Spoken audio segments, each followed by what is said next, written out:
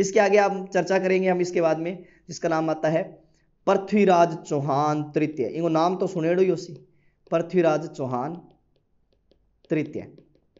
तो आज अपने चर्चा करने वाले किसके बारे में? पृथ्वीराज चौहान थर्ड के बारे में, तीसरे के बारे में, तृतीय के बारे में। बड़ो शानदार शासक है पृथ्वीराज चौहान तृतीय। पृथ्वीराज चौहान तृतीय को जन्म 1166 ईस्वी में हुआ था, 1166 ईस्वी में। और ये जो राजा बना है, राजा कब बना है? 1177 ईस्वी में बना है। कितनी वर्ष की? 11 वर्ष की आयु में। कितने वर्ष की आयु में बना था? 11 वर्ष की आयु में बना था। पिता का नाम इसके क्या है? सोमेश्वर चौहान है। क्या नाम है? सोमेश्वर है। माता को नाम क्या है? माता कर्पूरी देवी। और आनंद पाल जो है इसके नाना जी हैं। अर्थात जब ये राजा बना तो इसकी संरक्षिका कौन बनी थी? संरक्षिका इसकी माता ही बनी थी, ध्यान रखना। संरक्षिका कौन बनी थी? इसकी माता ही बनी थी। इसका जो सेनापति है, सेनापति या सेनाध्यक्ष, वो कौन था? भुवनेकमल था। सेनाध्यक्ष कौन था? भुवनेकमल था। और इसका जो प्रधानमंत्री है, इसके दरबार का प्रधानमंत्री भी, प्रधानमंत्री को नाम किया है कदमवास है। ठीक है, प्रधानमंत्री के नाम है कदमवास है। ये प्रारंभिक बातें ध्यान रखना। प्राचीन भारत का अंतिम हिंदू शासक भी कहा जाता है इसे। जन्म 1166, राजा जो है बना 1177 ईस्वी में, 11 वर्ष की आयु में। ठीक है, पिता सोमेश्वर, माता कर्पूरी देवी। संरक्षिका भी माता ही कर्पूरी देवी ही बनी है। सेनापति भुवनेकमल है। प्रधानमंत्री को नाम किया है कदमवास है। अब पृथ्वीराज की अगर हम बात करें तो उपाधियां कौन कौन सी है, तो पृथ्वीराज की उपाधियों की चर्चा करेंगे। तो ध्यान रखना, पृथ्वीराज की उपाधियां, इन उपाधियों में अगर हम बात करें पृथ्वीराज की, तो एक उपाधि आती है जिसका नाम है दलपंगुल। दलपंगुल एक उपाधि है, दलपंगुल, जिसका अर्थ होता है विश्व विजेता। दलपंगुल जिसका अर्थ क्या होता है? विश्व विजेता। दूसरी जो है, दूसरी इसकी है, एक तो दलपंगुल हो गया, दूसरा है राय पिथोरा। दूसरी उपाधि कौन सी है? राय पिथोरा, अर्थात युद्ध में पीठ न दिखाने वाला। युद्ध में पीठ न दिखाने वाला। ठीक है, हिंदू सम्राट भी कहा जाता है, हिंदू सम्राट। ठीक है, हिंदू सम्राट की इसको भी संज्ञा दी गई है। इसके अलावा इसे जो है भारतेश्वर भी कहा जाता है, भारतेश्वर। तो ये जो है, ये सारी की सारी जो है किसकी है? पृथ्वीराज चौहान की उपाधियां हैं। कौन कौन सी है? दलपंगुल है, राय पिथोरा है, हिंदू सम्राट है, भारतेश्वर है। ये सारी की सारी इसकी उपाधियां हैं। और ये जो है, इसने सबसे पहले बताते हैं कि 1178 ईस्वी के अंदर इसने जो है सबसे पहले गुड़गांव के युद्ध में, गुड़गांव के युद्ध में अपने चचेरे भाई नागार्जुन को पराजित किया था। किसको? नागार्जुन को पराजित किया था, ध्यान रखना। 1178 ईस्वी में गुड़गांव के युद्ध में अपने चचेरे भाई नागार्जुन को पराजित किया था। और 1182 ईस्वी के अंदर इसने जो है सबसे पहले, ध्यान रखना, भंडानक जाति का दमन किया था।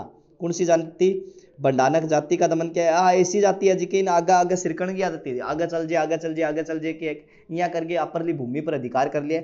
तो इस तरह से जो है ये इसके अंदर आ जाएगा। भंडानक जाति का क्या किया इसने? इस समय दमन किया है। ठीक है, भंडानक जाति का क्या किया है? दमन किया है। ओके दोस्तों, ध्यान रखना इस बात का। इसके बाद में अगर हम पृथ्वीराज चौहान की चर्चा करें तो पृथ्वीराज चौहान में आपको याद रखना है कि पृथ्वीराज चौहान ने दिग्विजय की नीति अपनाई थी। कौन सी अपनाई थी? दिग्विजय की नीति अपनाई थी। अर्थात दिग्विजय की नीति का मतलब होता है आसपास के जितने भी राज्य हैं, उन आसपास के जितने भी राज्य हैं उन पर अधिकार करके, आसपास के राज्यों पर अधिकार करके अपने साम्राज्य का क्या करना? विस्तार करना। तो आसपास के राज्यों पर अधिकार करके साम्राज्य का विस्तार करना, ये साम्राज्य का विस्तार करना किस नीति का परिणाम रहा है? दिग्विजय की नीति का परिणाम रहा है। भाई एक बात है, पहली बात तो सीधा बनाओ, सीधा मान जे तो ठीक है, सीधा ना माने टेढ़ा बना लो। टेढ़ा क्या मानेगा? टेढ़ा मानेगा कि वहां पर अटैक कर दो, आक्रमण कर दो, आक्रमण करके बना लो। ई वास्ते दिग्विजय की नीति जो है वो साम्राज्य विस्तार किसकी एक नीति है, उसको अपनाया था इसने। तो इसके तहत मैं आपको बता देता हूं कि इसने जो है युद्ध किए हैं वो कौन कौन से क्षेत्रों के साथ किए हैं। तो अपने जैसे मान लो बात करें तो अपने राजस्थान की ही कर लेते हैं। तो आपको राजस्थान दिखाई दे रहा होगा। राजस्थान में यहां पर एक प्रांत है जिसका नाम है अजमेर, और यही जो अजमेर प्रांत है यहां पर शासक हुआ है जिसका नाम है पृथ्वीराज चौहान। ठीक है, पृथ्वीराज चौहान का जो सबसे पहला, अगर इसमें अगर हम युद्ध की बात करें तो पृथ्वीराज चौहान का सबसे पहला युद्ध जो है तो सबसे पहला जो इसका युद्ध है वो माना जाता है, ध्यान रखियो, का 1182 ईस्वी में अठे युद्ध लड़ो जिसका नाम हो तुमुल का युद्ध। कौन सा युद्ध? तुमुल का युद्ध लड़ा गया था। तुमुल का युद्ध जो लड़ा गया था उस समय जो है महोबा प्रांत पड़ता है, महोबा का युद्ध भी कहा जाता है। महोबा को एक राजा हो जिसका नाम हो परमर्दी देव चंदेल। महोबा प्रांत का एक शासक था जिसका नाम क्या था? परमर्दी देव चंदेल। जिसको परमर्दी देव चंदेल है, परमर्दी देव चंदेल के साथ में ही पृथ्वीराज चौहान तृतीय का संघर्ष होता है, युद्ध होता है, जिस युद्ध का नाम क्या है? तुमुल का युद्ध। इस युद्ध का रीजन देखो, इस युद्ध का रीजन क्या है? रीजन वही है कि परमर्दी देव चंदेल का दो सेनापति, हाँ परमर्दी देव चंदेल के दो सेनापति है और सेनापति का नाम आता है आल्ला और उद्दल। आल्ला और उद्दल।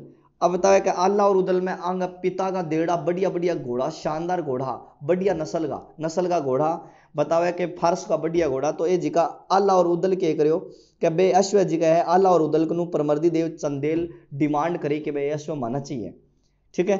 तो परमर्दी देव चंदेल डिमांड करी, आल्ला और उदल देना के कर दियो, मना कर दियो कि मैं तो कौन दिया, हमारा घोड़िया गाड़िया, ठीक है, बात सुन लियो सीधी सी।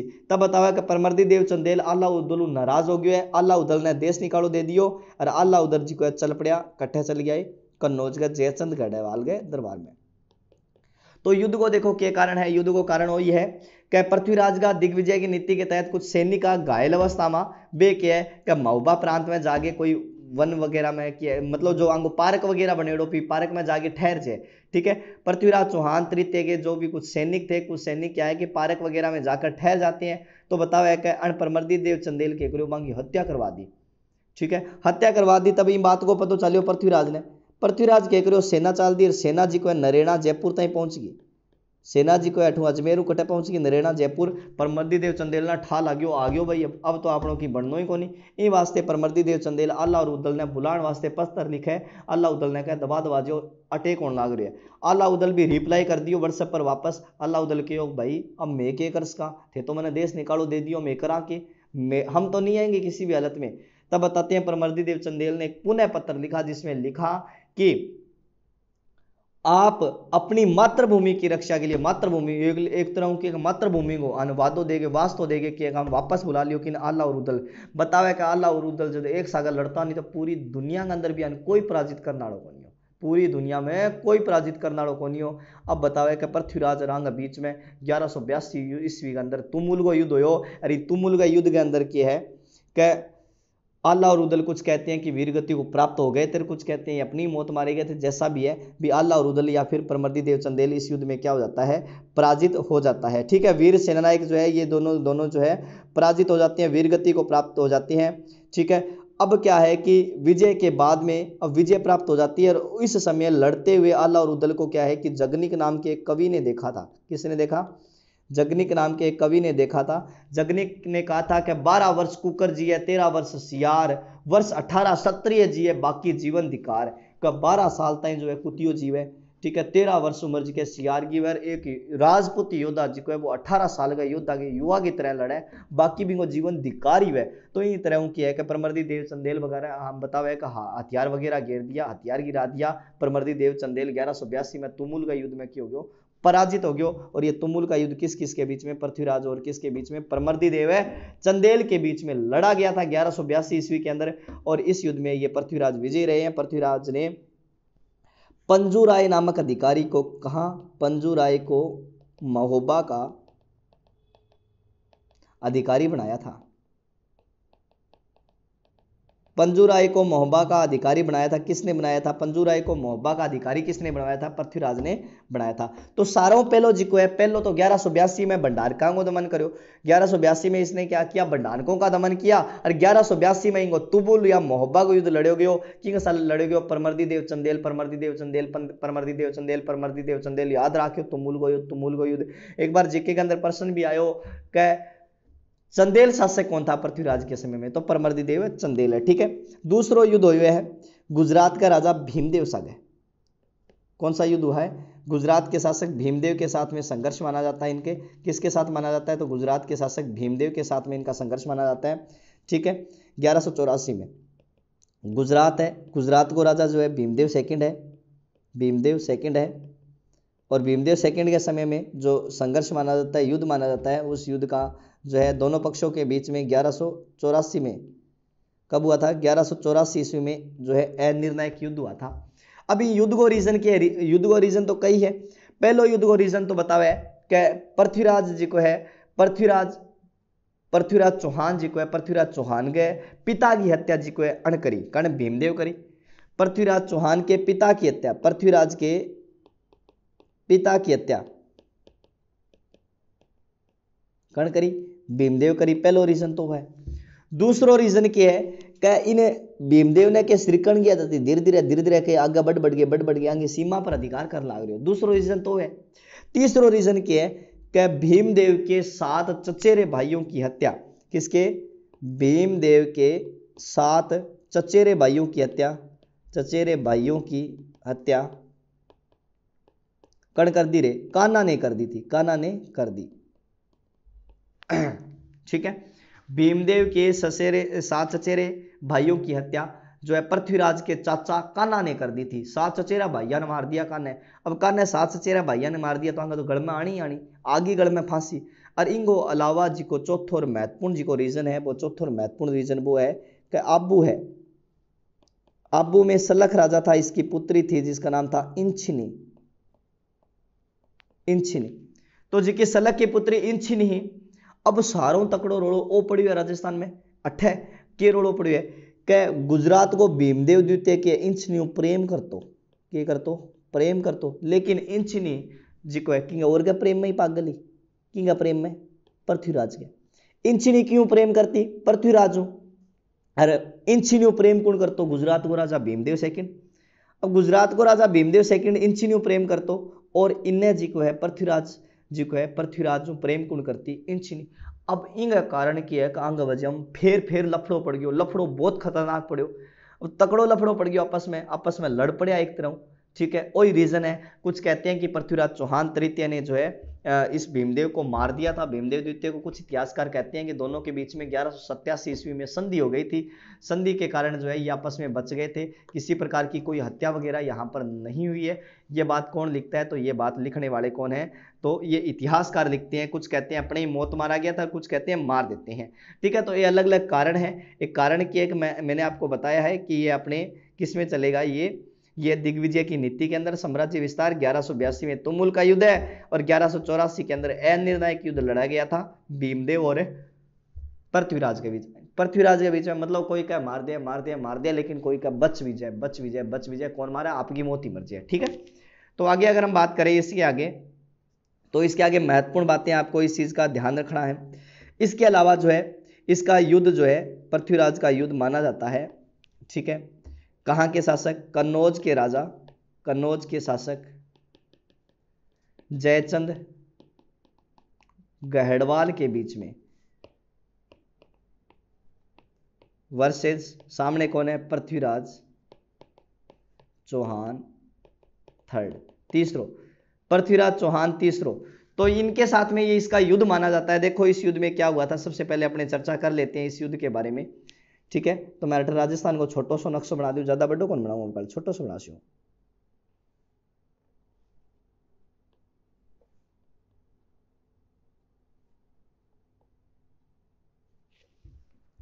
ठीक है, राजस्थान 28 क्षेत्र पड़ा है जिसका नाम है कन्नौज। क्या नाम है? कन्नौज। कन्नौज को जी को राजा है कन्नौज पड़े। कन्नौज को जी को राजा है जिसका नाम है जयचंद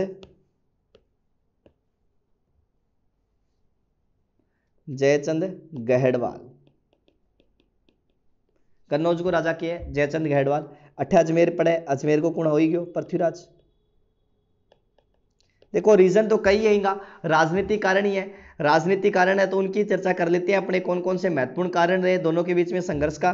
तो एक चीज ध्यान रखियो कि अजमेर जी को है, अजमेर को राजा जी को है, बिगु नाम क्या है? पृथ्वीराज चौहान तृतीय। अजमेर के बाद में कन्नौज है, कन्नौज को राजा है जी का नाम है जयचंद गहड़वाल। और दिल्ली है इनके बाद में, दिल्ली को राजा है अनंगपाल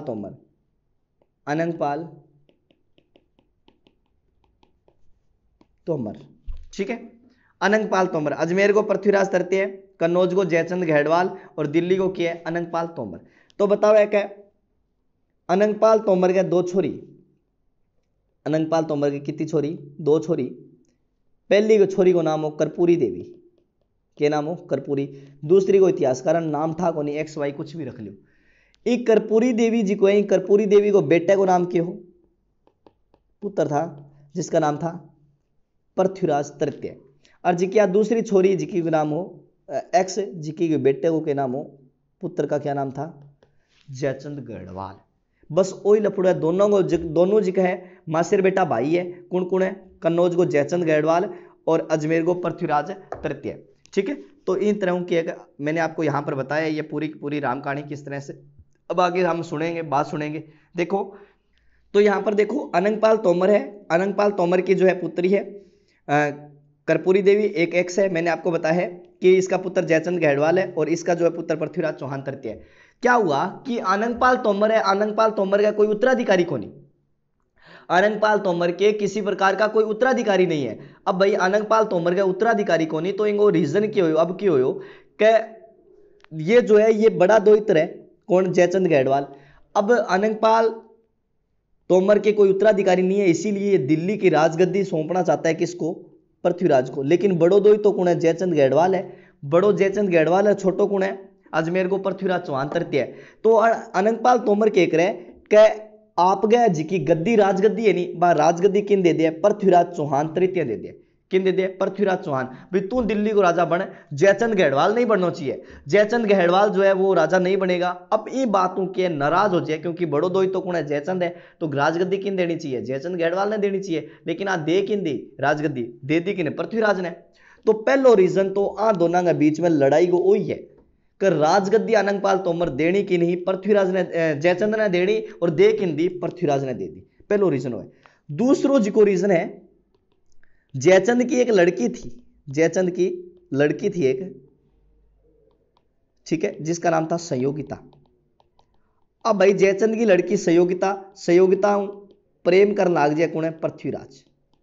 अब देखो क्या हुआ कि यहाँ मुलाकात हुआ दोनों की, मुलाकात पढ़ांगा आप, ठीक है, बड़ी खतरनाक मुलाकात हुआ दोनों की। क्यों का एक महादेव जी को मंदिर है जिसका नाम है कोटेश्वर महादेव। कौन सा महादेव है? कोटेश्वर महादेव को मंदिर पड़े है, अठे रास्ता में है, कोई कन्नौज वगैरह के रास्ता में है कोटेश्वर महादेव को मंदिर। कोटेश्वर महादेव के मंदिर के अंदर क्या है कि एक शिवलिंग है जिसको सोना है बढ़िया। और जी मान लो कोटेश्वर महादेव है मंदिर है, कोटेश्वर महादेव का मंदिर के अंदर एक ही है शिवलिंग है। और ये जो शिवलिंग बना हुआ है ये किसका है? स्वर्ण शिवलिंग है, सोने का शिवलिंग बना है। ठीक है, किस प्रकार का है? शिवलिंग है। और शिवलिंग क्या को बने हुए? सोने को बने हुए हैं। शिवलिंग सोने का शिवलिंग बना हुआ है। अब क्यों हो क्या लुटेरों ने क्या प्लान बना लिया शिवलिंग को चुराने का? लुटेरों ने शिवलिंग को चुराने का प्लान बना लिया। अब लुटेरा शिवलिंग ने चुराने को प्लान बना सी, तब क्या हुआ? लुटेरों ने शिवलिंग चुराने का प्लान बना लिया। ये बात की कोई बनक लाग जाए कि ने? पृथ्वीराज ने। पृथ्वीराज बी टाइम में राजकुमारी हुए, बताओ अजमेर को राजकुमारी हुए बी टाइम की बात है। पृथ्वीराज ने बनक लाग जाए, पृथ्वीराज ने बनक लाग जाए शिवलिंग चुराने को प्लान है। आ के करियो जिका लुटेरा, लुटेरा के प्लान बनायो? लुटेरा प्लान बनायो का आपा के करांगा एक 40 सालों शिवलिंग बना सा, नकली शिवलिंग बना सा। वो के करांगा ई शिवलिंग की जगह रख देंगे, क्योंकि वो शिवलिंग से किसता ही तो क्या ठा लाग जैसे भी शिवलिंग चोरी हो गयो, तो बी जगह वो शिवलिंग रख देंगे नकली और असली आप चक लियावांगा। इया प्लान बनियो, खतरनाक प्लान हो बड़ो ही, ठीक है, सक्सेस भी होना रही हो। तब बताओ पृथ्वीराज ने पतो चलियो भी आंगो प्लान को भी पतो चल गयो पृथ्वीराज ने। पृथ्वीराज आंगा मित्र हा कई जना मिलेड़ा आ के करियो आ या करियो का ओ जिको आंगो उस नकली शिवलिंग होनी, वो नकली शिवलिंग ही चुरा लियो। पृथ्वीराज नकली शिवलिंग चुरा लियो और खुद जिके दिन चोरी करने वाला नहीं, जिस दिन ये चोरी करने वाले थे उस दिन खुद जाकर क्या है कि उनसे पहले चोरी करने से पहले इन्होंने क्या है कि असली शिवलिंग चुरा लिया और नकली यहाँ रखा है। कौन रखा है? पृथ्वीराज। पृथ्वीराज जी और नकली रखी आया, क्योंकि जब तक सुबह किया है राज्याभिषेक अभिषेक वगैरह ना हो शिवलिंग हो तब तक तो पता कौन सा है भैया 40 साल है असली है कि नकली है। तो पृथ्वीराज पहले ही रख लिया और असली शिवलिंग अंग शिविर में ले जाके रख दियो। अब भाई चोर गया, चुरान तो जाई सी, चोर चोरी करने के लिए गएंगे तो ये इनके पास में क्या है? असली शिवलिंग है। अब एक रहा असली शिवलिंग अठ रख दे और नकली अठ उठा लिया है भाई आड़ो शिवलिंग आंक नहीं वापस आ गयो। तो यहां कर गेर इन बातों की है इंप्रेस हो जाए कौन है? संयोगिता, नंदिनी नाम था बताती हैं। संयोगिता इंप्रेस हो जाती है किसे? इस बात से, ठीक है, के बात हुए भाई शिवलिंग बचा लियो, पृथ्वीराज बड़ो राजा है, महान राजा है, राजकुमार है, इंप्रेस हो जाए, दोनों के बीच में क्या हो जाए, प्रेम संबंध हो जाए, प्रेम संबंध हो गया दोनों के बीच में। अब प्रेम हुए, प्रेम बावड़ो हुए, जमाई पागल हुए, प्रेमी प्रेमी भी पागल हुए। इस स्थिति में क्या है कि दोनों की अब पता है कि भाई पृथ्वीराज की जयचंद की दोनों की बढ़नी को नहीं, अब जयचंद की दोनों की क्या बढ़नी बंद होगी, दोनों की बने को नहीं, जयचंद गैडवालगी पृथ्वीराज की बने को नहीं, अब प्रेम हो जाए। अब बताओ है कि दोनों के बीच में चिट्ठी व्यवहार हुआ, पत्र व्यवहार हुआ, यहाँ करके इनू इन्ना पत्र भेजी से, पत्र व्यवहार हुआ। अब पत्र व्यवहार हुआ क्या बताओ है कि पृथ्वीराज एक दिन कोई पत्र लिखियो, पत्र लिखियो तो वो पहुंचनो तो कहीं कनो संयोगिता कनो, लेकिन संयोगिता कन पहुंचना है बिना वो की कर पहुंच गयो, बिन जयचंद पढ़ लियो पत्र, अब पत्र जयचंद पढ़ लियो, ठीक है, प्रिय संयोगिता नाम लिखे और नीचे पृथ्वीराज का साइन मोर मार लागेड़ी, पृथ्वीराज को पत्र हुआ पढ़ता ही जयचंद जी को है पत्र तो गाते हो जेब में, और संयोगिता को संयोगिता ने कर दियो केद, संयोगिता ने के कर दियो केद, और इंगो के रख दियो स्वयंवर रख दिया, संयोगिता को स्वयंवर रख दियो पृथ्वीराज, सॉरी संयोगिता का स्वयंवर रख दिया किसने, जयचंद गैडवाल ने। और पृथ्वीराज जी को है, पृथ्वीराज कई दिन हो गया चिट्ठी चाठी आई को नहीं, कोई भी चिट्ठी भेजी अभी को भी रिप्लाई को नहीं, पृथ्वीराज चिट्ठी भेजते रहे हो, जयचंद पढ़ते रहे हो, पृथ्वीराज चिट्ठी भेजते रहे हो, जयचंद पढ़ते रहे हो, संयोगिता का पुगी को नहीं चिट्ठी। अब पत्र जो है संयोगिता के पास नहीं पहुंचा, भाई कोई ना कोई तो लफड़ है, स्वयंवर है, बाद में स्वयंवर की कई दिन बाद में पृथ्वीराज ने स्वयंवर की सूचना मिली, कभी को स्वयंवर रख दियो, और पृथ्वीराज ने बुलायो को नहीं, पृथ्वीराज ने स्वयंवर में बुलायो को नहीं। अब पृथ्वीराज स्वाभाविक सी बात है, पृथ्वीराज तो दासी, अब पृथ्वीराज ने बुलायो को नहीं, तो पृथ्वीराज जी को है तैयार हो गयो कि मैं तो स्वयंवर में जासी हूं, इनको मित्र हो बतावे चंद्रबरदाई, चंद्रबरदाई बहुत मना करो, रेण दे रहे तू, जयचंद बहुत तकड़ो राजा है, शक्तिशाली राजा है, ठीक है, बिग सागा पा मुकाबलो कौन कर सका नहीं, तू रेण दे, लेकिन कौन मान्यो, नहीं मना, ठीक है, प्रेम है, प्रेम में पागल है पृथ्वीराज। अब कहीं हो कि स्वयंवर राखेड़ो इन्हें, स्वयंवर के टाइम में क्या करो कि जी मान लो वो राजा है, वो राजा है, सुनो सो राजा बना दियो, देखो राजा है जयचंद, राजा को क्या नाम है, जयचंद गैडवाल है, जयचंद गैडवाल संयोगिता का क्या रख दिया स्वयंवर, इन्नो राजा आएगा, इन्हें भी राजा बैठे, इन्हें भी राजा बैठे, इन्हें भी राजा बैठे, इन्हें भी राजा बैठे, इन्हें भी राजा बैठे, ठीक है। तो इस तरह से साइड में राजा बैठे, ऊपर यहां पर जो है राजगद्दी पर जो है राजा बैठे, ए इन्नू बिना इन्हें बिना देश दूर दराज बुलाएड़ा, ठीक है, देवताओं ने भी टेलीफोन कर दिया कभी संयोगिता को स्वयंवर थे भी आ जाइयो, यहाँ करके मतलब आसपास के सभी क्षेत्रों में जो है व्हाट्सएप, ट्विटर, फेसबुक, इंस्टाग्राम सब पर फेमस हो गया भी संयोगिता का स्वयंवर है, संयोगिता के स्वयंवर में सारा ने बुलाए है, और भाई बुढ़ा बुढ़ा 85 साल का सारा ही आ गया, राजा रूजा जिशा भी दिखा, छोटा मोटा सगड़ा ही आ गया, भेड़ा हो गया, संयोगिता के स्वयंवर रखे। लेकिन पृथ्वीराज ने कौन बुलायो, किन कौन बुलायो, पृथ्वीराज ने, और पृथ्वीराज की केकरी अठे मूर्ति बना दी, पृथ्वीराज की मूर्ति बना के यहाँ हाथ जोड़ के यहाँ खड़ा दियो, और अठ लिख दियो सुस्वागतम, ठीक है, हाथ जोड़ के यहाँ खड़ा दियो, स्वागतम लिख दियो, भी स्वागत कर ला रहे एक तरह, ठीक है, अर्थात एक तरह से अपने यहां राजपूती राजा का अपमान किया गया जयचंद के द्वारा, जयचंद के द्वारा यहां अपमान करो, हाथ जोड़ के खड़ा दियो पृथ्वीराज ने। अब कहीं हुए, अब भाई बताओ है जी की सरस्वती माला जी की ले गया हुआ हाथ में, ठीक है, माला जी की माला ले गया कुणे हाथ में, माला ले गई कुणे, संयोगिता ले गई, संयोगिता हाथ में माला ले गई। अब अठू इनू देखने चालू करे, इनू इन्हें इन्हें इन्हें एक गणाई है जिका राजा जिका है कुकड़ी सी या नस बारह निकाले, इया करे, घड़ी नस बारह निकाले, पर के करे, जिसको ढूंढ रहे हैं वो तो हमें यहाँ भीड़ में नहीं दिखाई दिया अभी तक, तो इनू इन्हें इनू इन्हें इनू इन्हें करके चारे पासे घूमे, लेकिन जिका ढूंढनो वो तो दिखो को नहीं, दिखो को नहीं। तो इन्हें बाद में बतावा है कि ये इसको दिखाई नहीं दिया, दिखाई नहीं दिया, तब बताते हैं कि ऐसी स्थिति के अंदर इसने क्या है कि गई जागे मूर्ति है जी की मूर्ति के गले में वरमाला डाल दी, आले काम पक्को, ठीक है, मूर्ति के गले में वरमाला डाल दी, बिनु पृथ्वीराज आएडो भेष बदल गया थे, ठीक है, मूर्ति के गले में वरमाला डाल दी, वरमाला डालता ही बतावे कि जी हिंदू स्त्री है, भारतीय नारी है, तो क्या है कि अपने पति के पैर छूती है, तो आप पैर छूण लागी तन पृथ्वीराज आवे आवे आगे खड़े हो करे कि आपका स्थान यहाँ नहीं है, आपका स्थान तो यहाँ। इस तरह से बताते हैं कि ये अश्व पर आया था और अश्व पर इसको भगाकर ले गया था, किसको भगा ले गया, संयोगिता ने, अठोखट ले गयो, संयोगिता ले गयो, ठीक है। तो स्वयंवर से जो है किसको ले आया था, संयोगिता से ले आया, संयोगिता को ले आया था। तब बताते हैं कि यहाँ पर इनके बीच में थोड़ी बहुत लड़ाई वगैरह भी हुई थी।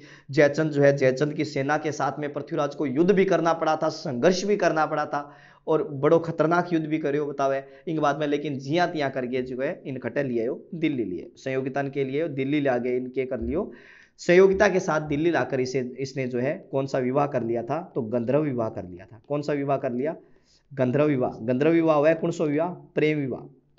तो दिल्ली लाकर इसने कौन सा विवाह कर लिया था, प्रेम विवाह कर लिया था। किसके साथ, संयोगिता के साथ। किसने, पृथ्वीराज ने। अब आप देखा कि कहानी कितनी सत्य है, कहानी जो है वो कैसी है, कैसी सत्य है। अलग अलग इतिहासकार के लिखे हैं कहानी के बारे में, बिंगे बारे में भी थोड़ा सा सोचा भी के है के ना है कहानी। तब बतावे है कि कहानी जी की लिखी है कहानी इंगा बारे में, जिको गोपीनाथ शर्मा है, गोपीनाथ शर्मा प्लस दशरथ शर्मा। गोपीनाथ शर्मा और दशरथ शर्मा की कहानी इनके बतावे सत्य बतावे, जी की पृथ्वीराज रासो के अंदर लिखेड़ी है। पृथ्वीराज रासो के अनुसार ही बताने ला रही हूँ। गोपीनाथ शर्मा और दशरथ शर्मा की कहानी के माने कि भी या तो सत्य है, सत्य माने है, ठीक है। और जीएच ओझा जो है, ओझा इस कहानी का क्या करते हैं, खंडन करते हैं। ओझा जो है खंडन करते हैं, खंडन करते हुए कहते हैं कि उस समय तो स्वयंवर प्रथा थी ही नहीं, स्वयंवर प्रथा ही नहीं थी। इस कहानी का जीएच ओझा क्या करते हैं, खंडन करते हैं, और खंडन करते हुए कहते हैं कि उस समय स्वयंवर प्रथा ही नहीं थी। और स्वयंवर प्रथा नहीं थी तो ये कैसे ला सकता है, स्वयंवर से जीत कर कैसे ला सकता है, स्वयंवर से भगा कर कैसे ला सकता है। तो गोपीनाथ शर्मा इन सही माना है, लेकिन ओ क्या है कहीं सही कौन नहीं माना है, कौन माना है, जीएच ओझा इस कहानी को मिथ्या मानता है, झूठ मानता है।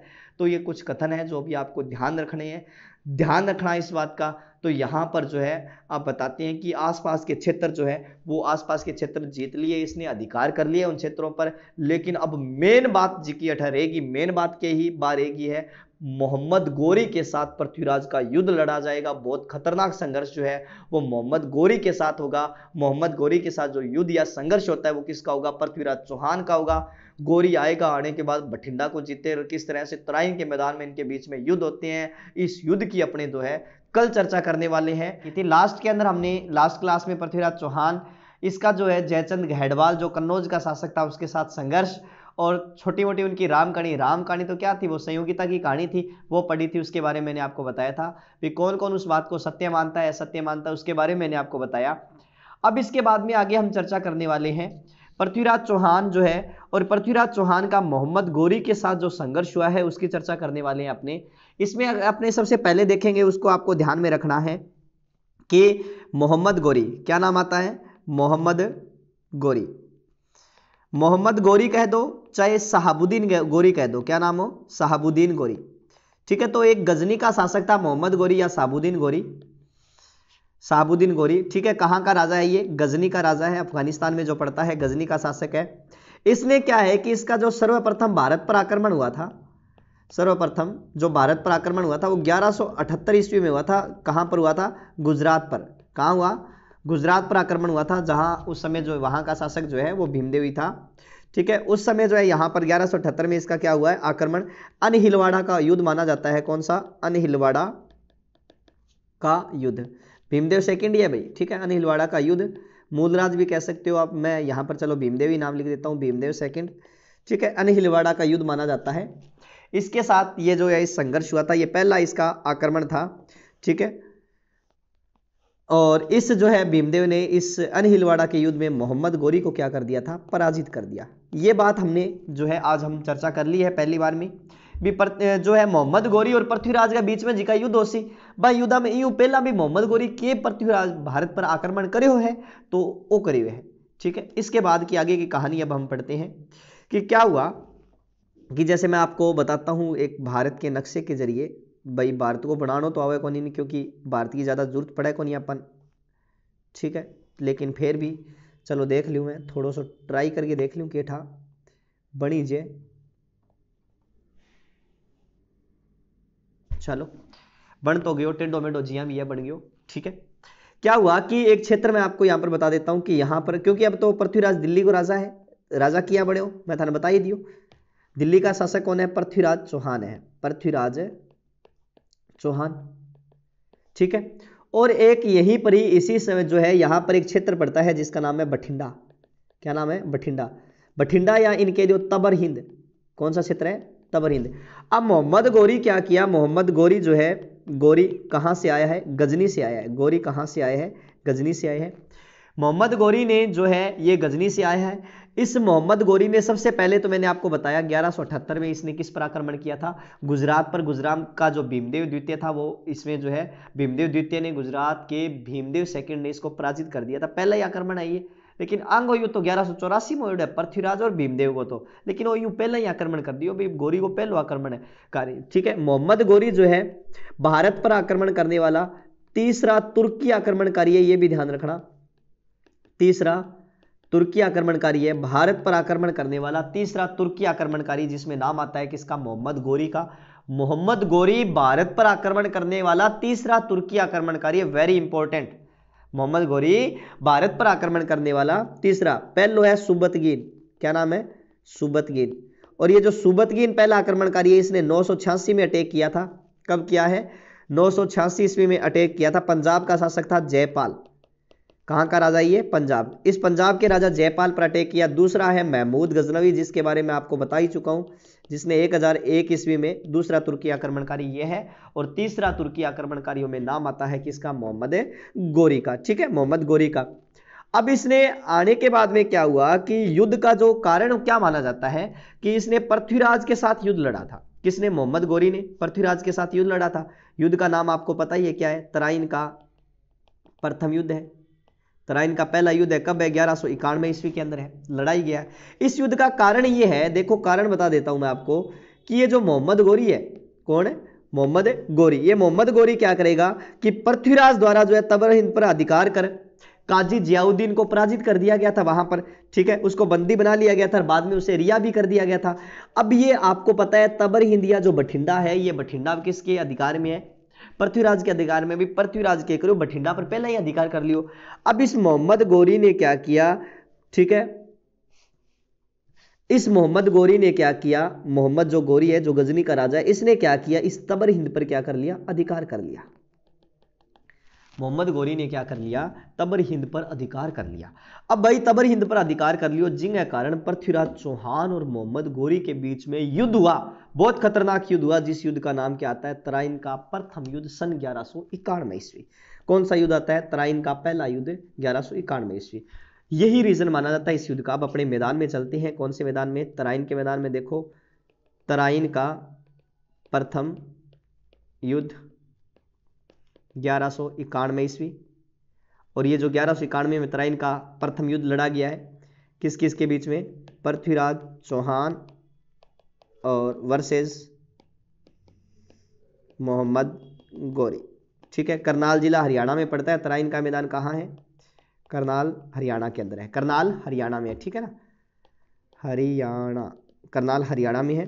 ठीक है, पृथ्वीराज का उस समय सेनापति था इस युद्ध में, जिसका नाम आता है गोविंद राय।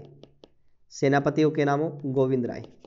तो इस युद्ध में पृथ्वीराज का सेनापति कौन था, गोविंद राय था। यह भी इसके अंदर जो है नाम आता है। अब क्या हुआ कि अब सबसे पहले बात यह है कि ये जो गोविंद राय है, इनके बीच में ये मोहम्मद गोरी और पृथ्वीराज के बीच में युद्ध लड़ा गया, तराइन का युद्ध लड़ा गया।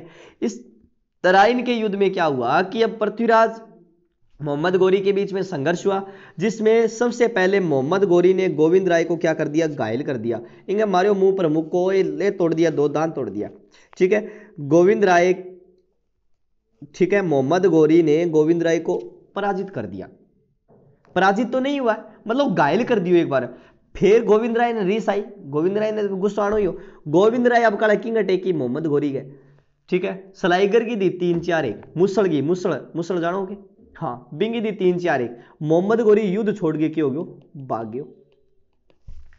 ये बात ध्यान रखना, पहले युद्ध के अंदर इनके प्रहार से पृथ्वीराज की सेना के, पृथ्वीराज के सेनापति जो है, इस सेनापति के प्रहार से मोहम्मद गोरी जो है वो पराजित हो गया और मैदान छोड़कर क्या गया, भाग गया था। अब मैदान छोड़ के भाग गयो, बाद में भाई बैठ जाए, बाद में अण तो युद्ध की तैयारी में लग गयो। युद्ध की तैयारी में लग गया कौन, गोरी। और आपने भाई आप हटके करनो, ताजो ताजो ब्याह होड़ो, नयो नयो, और भोग विलास में आपको जीवन व्यतीत करो। इनू संयोगिता लियाड़ी, इनू भी दूसरी को नाम किया इंचिनी बे आईडी या करके कई ब्याह होड़ा पृथ्वीराज गावा। आपा के करना यार। और मोहम्मद गोरी तो बैठे जागे बस बढ़िया तैयारी करने लाग्यो। अच्छा काजू बादाम मंगवा लिया, जिमण लाग्यो, चेपण लाग्यो, ठीक है, बढ़िया बढ़िया सागर जिम और ज्वाइन कर ली। अर्थात मोहम्मद गौरी सेकंड युद्ध की तैयारी में लग गया, लेकिन पृथ्वीराज जो है, पृथ्वीराज अभी तक किसी प्रकार के कोई युद्ध की तैयारी नहीं कर रहा है, क्योंकि पृथ्वीराज सोचे कि आप पहला ही बिन पराजित कर दियो, अब काल बिन जान दिया कहीं। कुछ इतिहासकार देखो इनके बीच में युद्ध कितने होते हैं उनको लेकर विवाद आता है। भी पहला प्रश्न यहां से बनता है कि पृथ्वीराज, कुछ मोस्ट बातें हैं जो मैं बता रहा हूं, पहले इससे पहले बता देता हूं कि पृथ्वीराज चौहान और मोहम्मद गौरी के बीच में युद्ध कितने हैं, मुख्यतः दो ही हुए। पृथ्वीराज ने, ऐसे बात करते हैं, पृथ्वीराज ने गौरी को पराजित किया, भी कितनी बार पराजित किया है ये बात आती है, तो आपका आंसर रहेगा कितनी बार, एक बार। दूसरा प्रश्न यहीं से बन जाए कि पृथ्वीराज प्रबंध के अनुसार, पृथ्वीराज प्रबंध के अनुसार कितनी बार पराजित करे हुए, पृथ्वीराज प्रबंध लिखा है कितनी बार करे हुए, 8 बार करे हुए। अगर ऐसा ही प्रश्न बन जाए कि हमीर महाकाव्य के अनुसार, हमीर महाकाव्य के अनुसार कितनी बार पराजित किया है, तो 7 बार पराजित करे हुए। हमीर महाकाव्य के अनुसार 7 बार पराजित किए। इसके अलावा जो है सुरजन चरित्र के अनुसार, सुरजन चरित्र के अनुसार बात करें तो 21 बार पराजित किया। सबके मैं रचयिता बता चुका हूं आपको भी, कौन जो है, कौन किस ग्रंथ की रचयिता है या कौन लेखक है। इसके अलावा अगर हम बात करें प्रबंध चिंतामणि, प्रबंध चिंतामणि को अगर ना सुने तो अभी बता दूं मैं, मेरुतुंग की है, मेरुतुंग, ठीक है, मेरुतंग आ रही है, प्रबंध चिंतामणि है। इसकी जो है मतलब इसके अनुसार कितनी बार पराजित किया है, 23 बार पराजित किया है। ये चीज आपको ध्यान रखनी है कि पृथ्वीराज ने मोहम्मद गौरी को कितनी बार पराजित किया, तो एक बार। विशेषतः प्रश्न तो एक बार का ही आएगा, भी एक ही बार पराजित करे। पृथ्वीराज प्रबंध के अनुसार कितनी बार करे, 8 बार करे। हमीर महाकाव्य के अनुसार कितनी बार है, 7 बार।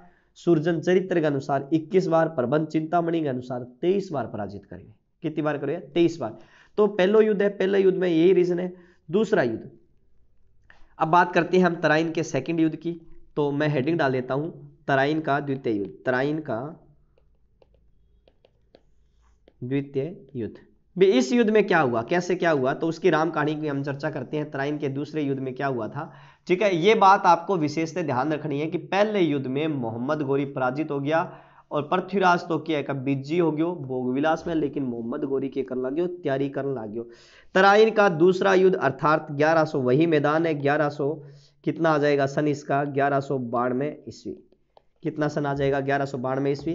किस किस के बीच में हुआ है, पृथ्वीराज चौहान थर्ड और मोहम्मद गौरी, मोहम्मद गौरी वर्सेस मोहम्मद गौरी, ठीक है।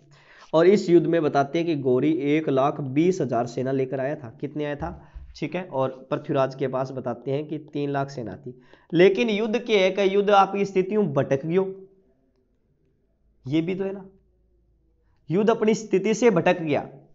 कैसे क्या हुआ कि मतलब मेन युद्ध जो है, जैसे कैसे मैं आपको बताता हूं कि ये वापस तैयारी में लग गया था, गजनी चला गया, तैयारी में लग गया। तैयारी करके वो जब यह वापस आ रहा था युद्ध भूमि में, तो ये कहां पहुंचा, लाहौर पहुंचा।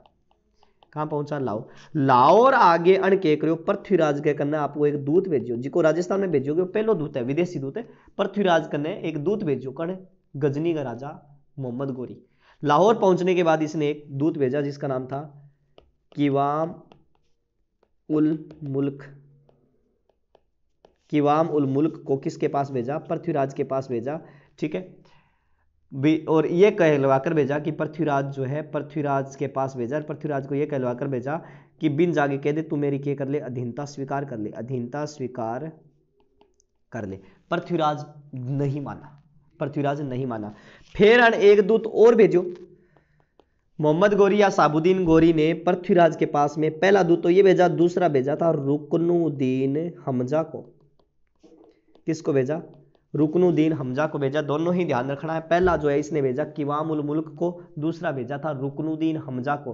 किसके पास भेजा है, तो पृथ्वीराज के पास में भेजा है। रीजन क्या है, अधीनता स्वीकार करवाने के लिए। लेकिन पृथ्वीराज फिर भी नहीं माना, पृथ्वीराज फिर भी नहीं माना कि मैं तेरी अधीनता स्वीकार नहीं करूंगा। बिन टिकाले भी गौरी ने नहीं, गौरी का 4 मारूंगा, पकड़ गया, पिट गए वो, ठीक है। तो यहाँ करके वापस भेज दियो, बिन वापस भेज दियो। देखो आगे के प्रक्रिया है, आगे है कै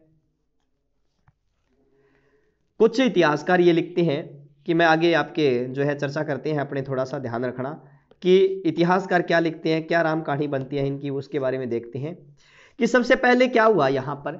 यह हुआ कि मोहम्मद गोरी आ गया, मोहम्मद गोरी मैदान के पास में आ गया, मान लो ऐसे मान लो। अठे आनता ही एक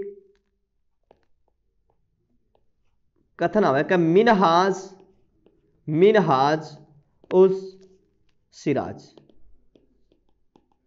मिनहाज उस सिराज के अनुसार बात कर रहा हूं मैं, ठीक है। मिनहाज उस सिराज के अनुसार, ठीक है,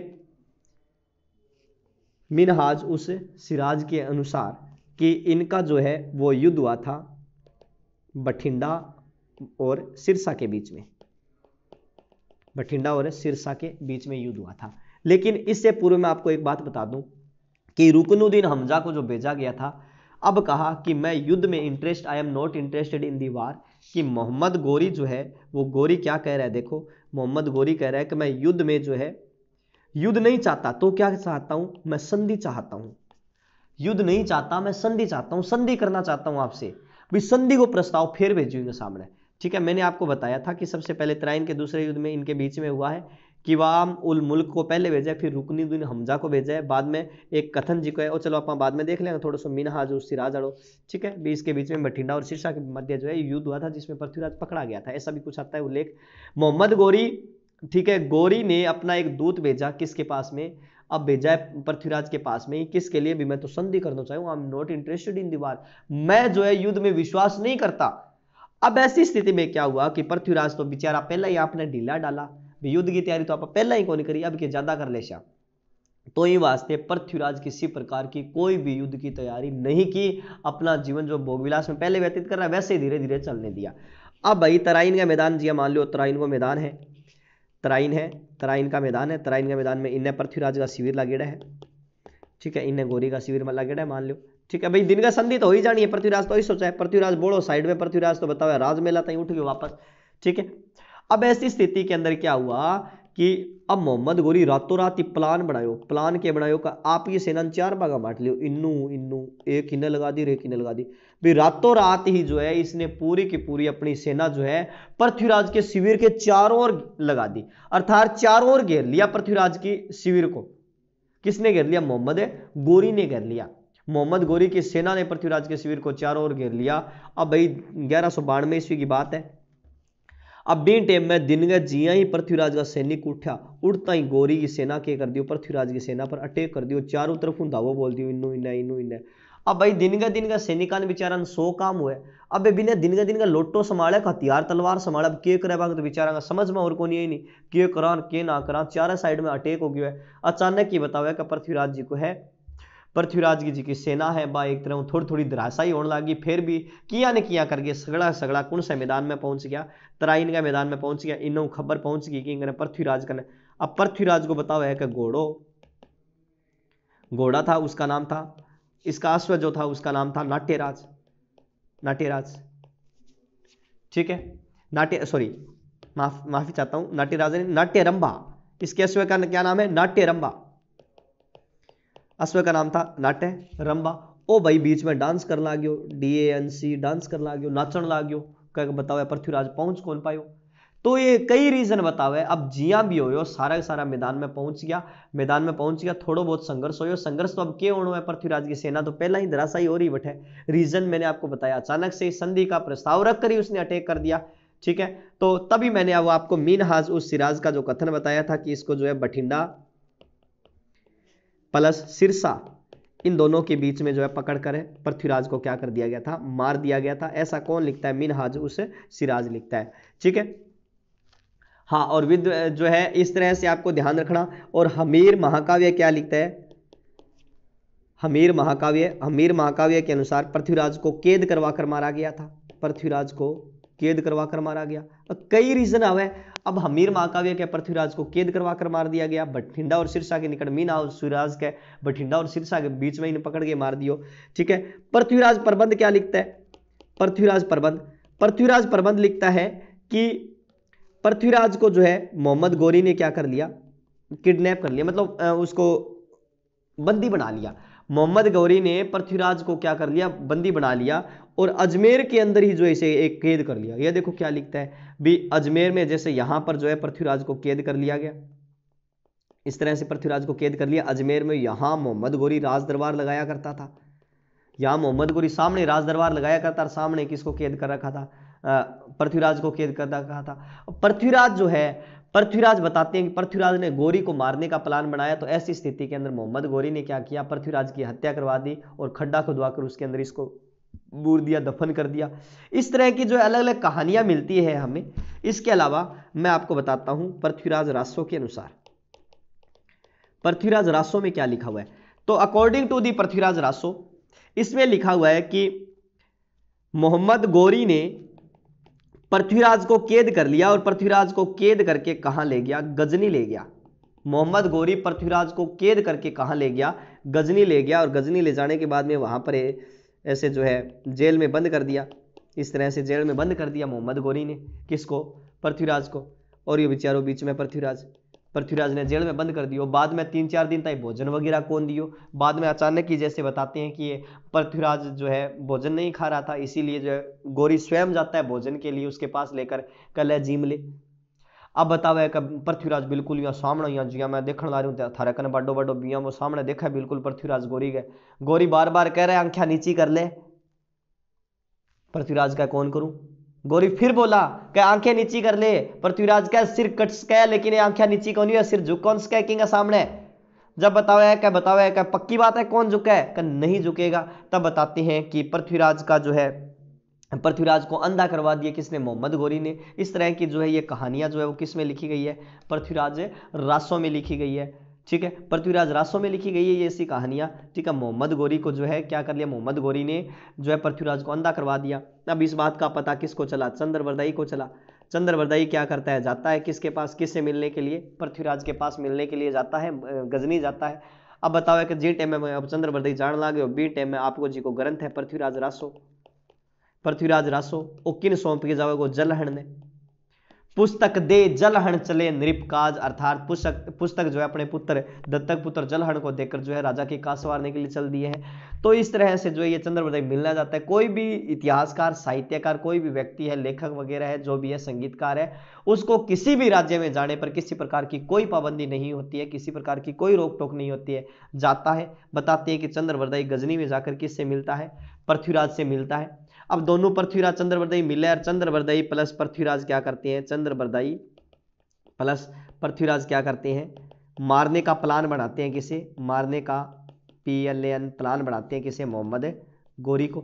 पृथ्वीराज और ये जो है चंद्रबरदाई मारने का प्लान बनाते हैं मोहम्मद गोरी। पृथ्वीराज की और चंद्रबरदाई ने तू जागी यानी मोहम्मद गोरी नहीं आके पृथ्वीराज जी को है शबद भेदी बाण चलाण में निपुण है। कौन सो भेदी, शबद भेदी बाण चलाण में निपुण है। भाई आंख मीच के हिस्सों मारा, तीर सीधो अगला माथा में जागे लगे। मतलब इन तरीकों बड़ो मतलब ट्रेंड आदमी है पृथ्वीराज। क्या सच्ची है, क्या सच्ची है, देख ले, झूठ हो तो तन लटकवा दूंगा, कोई बात को नहीं, सुल्ली पर लटकवा दी अगर आप झूठ हो तो। लेकिन पृथ्वीराज बहुत खतरनाक आदमी है।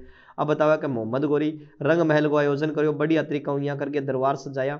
सामने मोहम्मद गोरी ऊंचाई पर बैठियो, सामने मोहम्मद गोरी के करे ऊंचाई पर बैठियो इस तरह। ठीक है, और यहाँ बैठ गया साइड में जिका सैनिक वगैरह यहाँ बैठ गया, बीच में बेचारा अपना पृथ्वीराज खड़े है। पृथ्वीराज जी खड़े है, धनुष बाण पकड़ा दियो, कन्ने ही कुण खड़ी है, चंद्रबरदाई खड़ी है, चांद कह दू मैं चंद्रबरदाई। इस तरह से अब भाई छोटा मोटा ये जी आदेश दिया पर पृथ्वीराज मानने को नहीं, सैनिक आदेश दिया चला चला बाण चला बाण चला बाण चला। जब चंद्रबरदाई के हो, किसने, मोहम्मद गोरी ने, कह पृथ्वीराज एक राजा है, राजा एक राजा की बात मानेगो, क्योंकि दूसरे की बात कौन माने, राजा। तब बतावे कि मोहम्मद गोरी आदेश दियो कि आपकी कला को प्रदर्शन तो कर। तब बतावे कि जिया ही मोहम्मद गोरी आदेश दियो, आदेश देता ही पृथ्वीराज ने पता चल गया गोरी किली साइड में बैठे हुए, भाई इन्हें सामने ही बैठे हुए। अब चंद्रबरदाई ने कहा था कि 4 बांस 24 गज, 4 बांस 24 गज अंगुल अष्ट प्रमाण, अंगुल अष्ट प्रमाण, ता ऊपर सुल्तान है, ता ऊपर सुल्तान है, मत चूके चौहान, ता ऊपर सुल्तान है, मत चूके चौहान।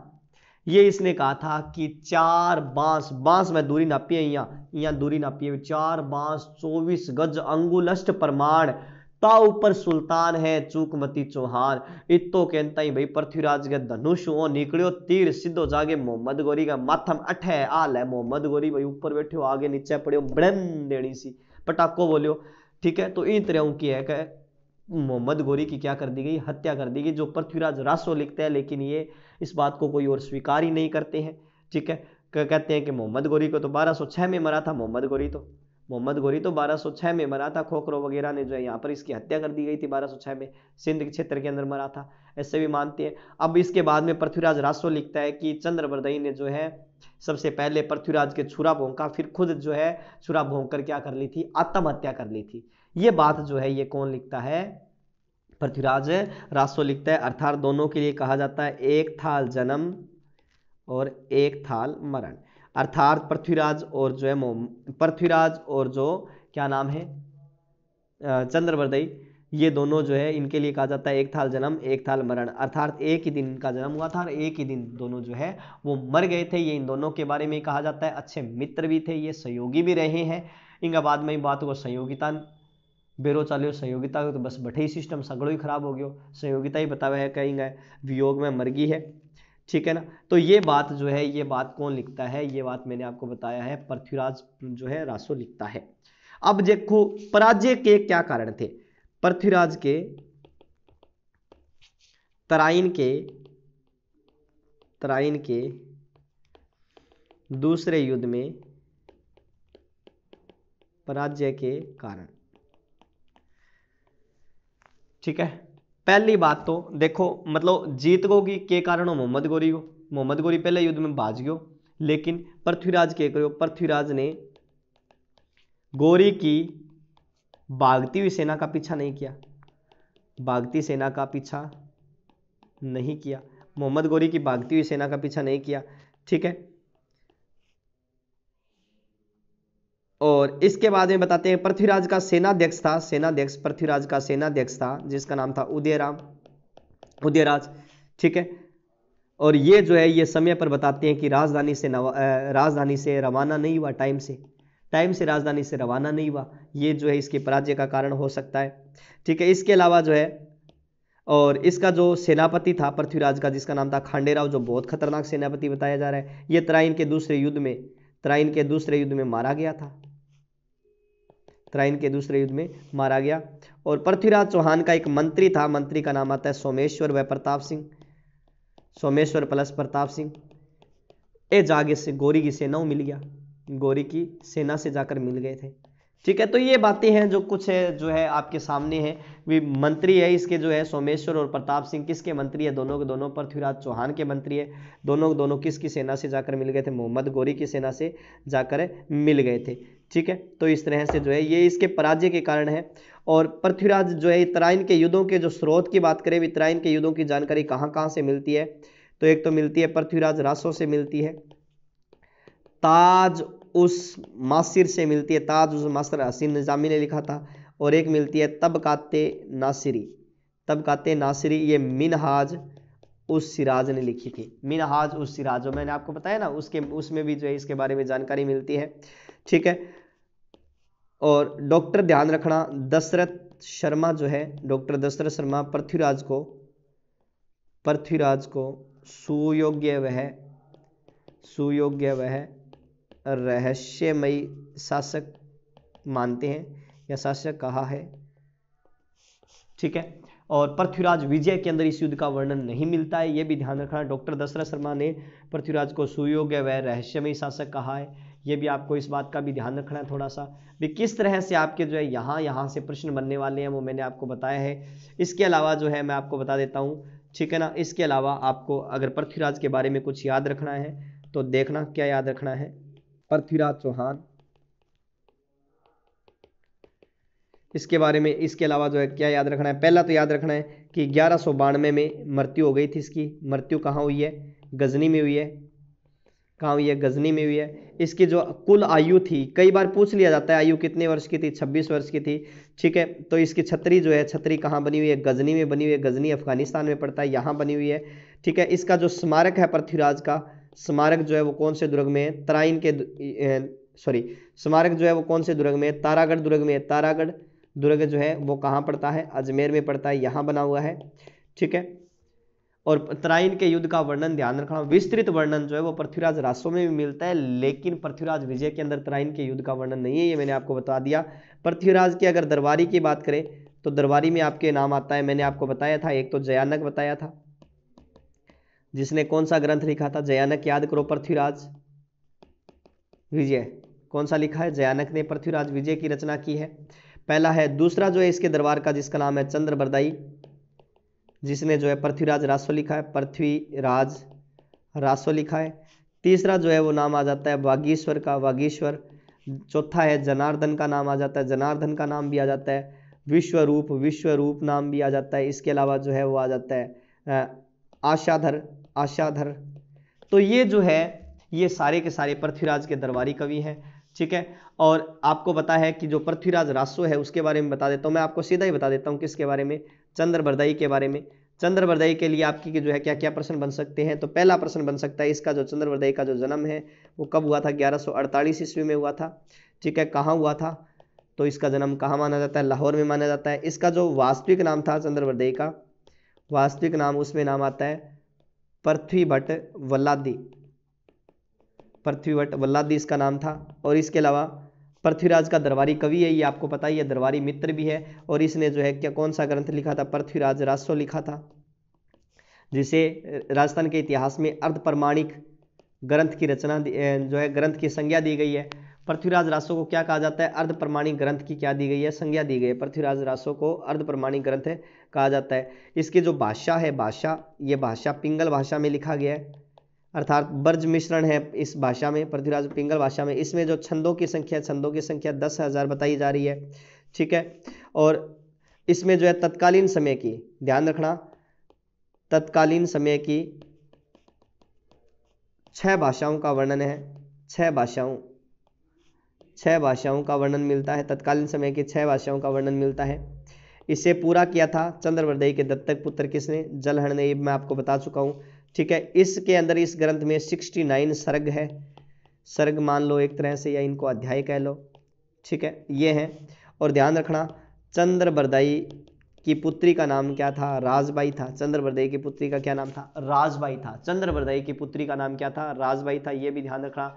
अब अगर हम बात करें जो है चौहान, पृथ्वीराज चौहान जो है इसके निर्माण कार्य, तो पहली बात तो ध्यान रखना है, दिल्ली जो है ना, दिल्ली में राय पिथौरागढ़ नगर बसाया था। कौन सा, राय पिथौरागढ़ नगर बसाया। दूसरा है अजमेर में कला साहित्य विभाग की स्थापना की थी, जिसके अध्यक्ष जो है, अध्यक्ष की बात करें तो अध्यक्ष में नाम आता है पद्मनाभ का। कला साहित्य विभाग की स्थापना की है, जिसके अध्यक्ष कौन थे, पद्मनाभ का नाम आता है, ठीक है। इसके अलावा तीसरा, इसने महादेव मंदिर बनवाया था, महादेव मंदिर कौन से, बिसलपुर, जो टोंक में पड़ता है ना, बिसलपुर बांध, बिसलपुर बांध,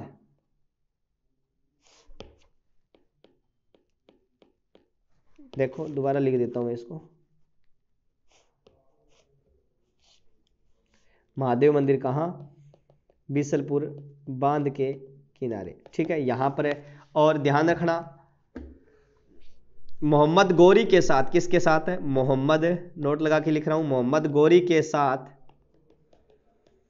कौन आए थे, ख्वाजा मोइनुद्दीन चिश्ती। कहाँ आए थे, अजमेर आए थे, ठीक है। और अजमेर इनके मतलब पृथ्वीराज के शासनकाल में आए थे, ये पृथ्वीराज के शासनकाल में ये अजमेर आए थे। और यहीं पर ही अजमेर में ही इनकी ख्वाजा मोइनुद्दीन चिश्ती की क्या बनी हुई है, दरगाह बनी हुई है। ऊंटों का काफिला, पैरों का निशान देखकर ख्वाजा फारस से आ गए थे, हिंदुस्तान देखकर। तो इस तरह से ख्वाजा जो है फारस से आए थे, हिंदुस्तान को देखकर आए थे। ये हिंदुस्तान के अंदर जो है यहाँ पर अजमेर में इनकी दरगाह बनी हुई है, जहाँ 1 से 6 रजब क्या लगता है, उर्स लगता है। उर्स क्या होता है, मेला है, मेला लगता है। यहाँ पर 1 से 6 रजब इनका क्या लगता है, उर्स लगता है। किनका उर्स लगता है, ख्वाजा मोइनुद्दीन जो है चिश्ती है, इनका उर्स लगता है 1 से 6 रजब लगता है। अजमेर के अंदर है। जगत सिंह ने, जयपुर के जगत सिंह ने इनके लिए जो है जमीन दी है। इल्तुतमिश ने इसका प्रारंभिक कार्य करवाया दरगाह का, और बाद में जो है हुमायूं के टाइम में ये पूरी जिस तरह से ये बन गई थी, ठीक है। तो ये जो है ये ख्वाजा मोइनुद्दीन चिश्ती पृथ्वीराज के समय में, पृथ्वीराज के जो गौरी है ना, गौरी ने अजमेर वगैरह जो है किसको सौंपा था, अजमेर प्लस दिल्ली जो है अगर बात करें तो मोहम्मद गौरी ने अजमेर और दिल्ली सौंप दिया था, अपना एक गुलाम था जिसका नाम था कुतुबुद्दीन ऐबक, कुतुबुद्दीन ऐबक को सौंप दिया था।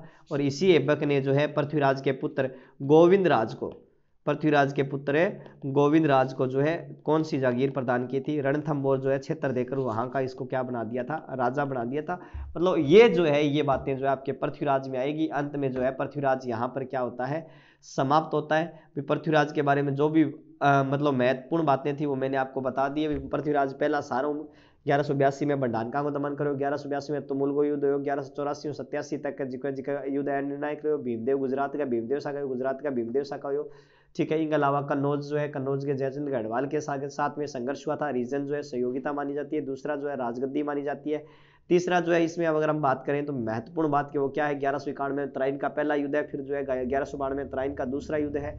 ठीक है, इसकी जो समाधि वगैरह है जो है मतलब छतरी वगैरह है वो इसकी कहाँ बनी हुई है, गजनी में बनी हुई है। इसका स्मारक जो है वो कहाँ है, राजस्थान के अंदर है, तारागढ़ दुर्ग में बना हुआ है। तो ये पृथ्वीराज जो है या पृथ्वीराज चौहान जो है वो यहाँ पर क्या होता है, समाप्त होता है। आगे का चौहान वंश जिसमें आपके नाम आता है कौन सा, रणथंभौर के चौहान, मैंने आपको बताई दिया, इसको एक राज्य सौंप दिया गया था। रणथंभौर के चौहान वंश के बारे में अपनी चर्चा करेंगे कल। तब तक के लिए धन्यवाद। तो धन्यवाद दोस्तों, आज के लिए इतना ही, बाकी चर्चा करेंगे हम कल।